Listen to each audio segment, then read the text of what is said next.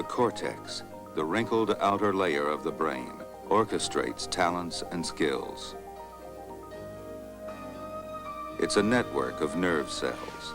Music, language, mathematics, problem solving, and face recognition all are activated here among the billions of neuronal connections. The two halves of the brain may look alike, but they're not. They're asymmetrical. They don't have identical skills and abilities. Each side has its own way of knowing the world and processing information. By and large, each side controls the opposite side of the body. When you move your right hand, the left side of the brain is at work. When you move your left hand, the right hemisphere is in control. Most people have a dominant hand, a sign of the brain's asymmetry.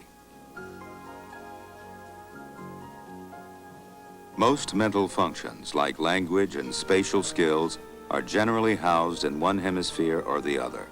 This division of responsibility makes evolutionary sense. Normally, both sides of the brain work in concert. A massive system of fibers called the corpus callosum carries impulses to and from each side.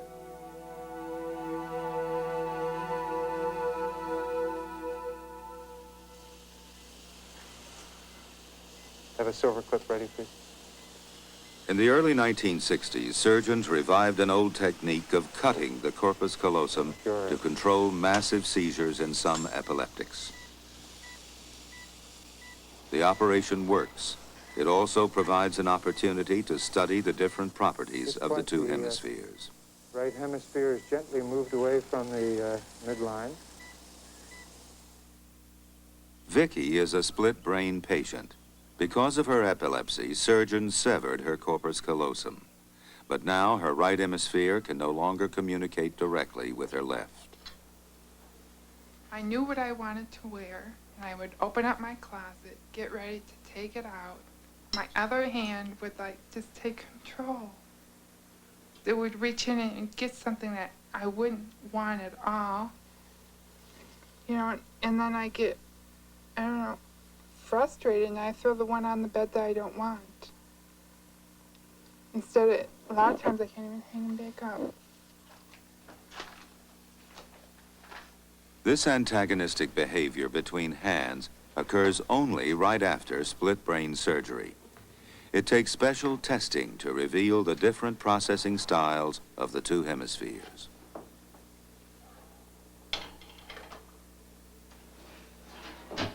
Vicky is tested frequently at Cornell Medical Center by Dr. Michael Gazzaniga. Okay, look right at the dot. Okay. The tests are designed to send different kinds of information to each hemisphere. I simply want you to describe them to me. Just name the picture you see. Okay. Okay? All right. So get ready and look right at the dot. Fixate the dot. Look right at the dot. Football. Shoe.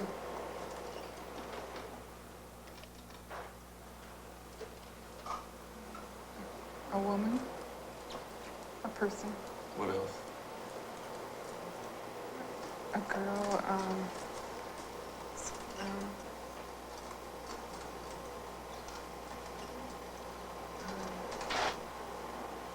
that's all.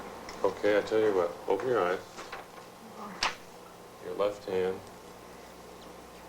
Right what she was doing. Close your eyes and just let your left hand go. Vicky's right hemisphere doesn't have the language to describe the whole picture, but it can express itself through her left hand. Good. What did you write? Skipping rope. Huh? Skipping rope. Skipping rope? Let me show you what you wrote there. Telephone. Yeah, what was she doing? Talking on the telephone. Remember that? Yeah. Good. Perfect. Vicky saw the picture on her left. It went to the left side of both eyes. The visual information then traveled to her right hemisphere. It understood the picture, but could only say, woman.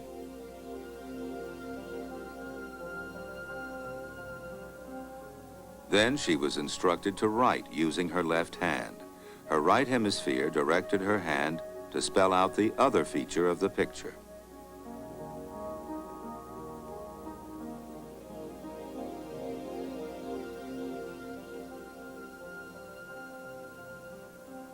Dr. Gazaniga asked what she had written. The left hemisphere tried to guess.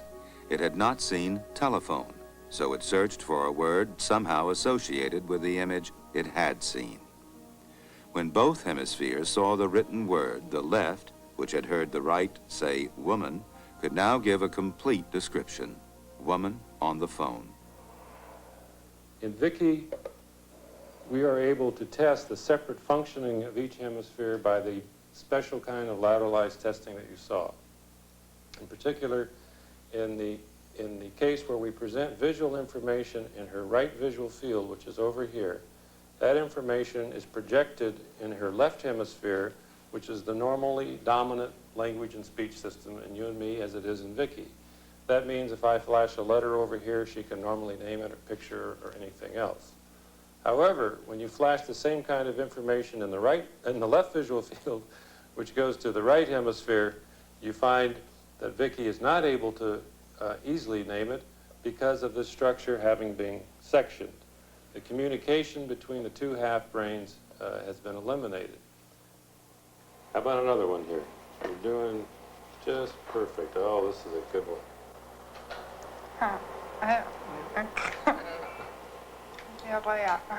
I don't know how. Both hemispheres respond to the words. The left triggers her smile, the right makes her clap. So what did you see that time? Both sides receive the command at the same time, but the left side can communicate its awareness.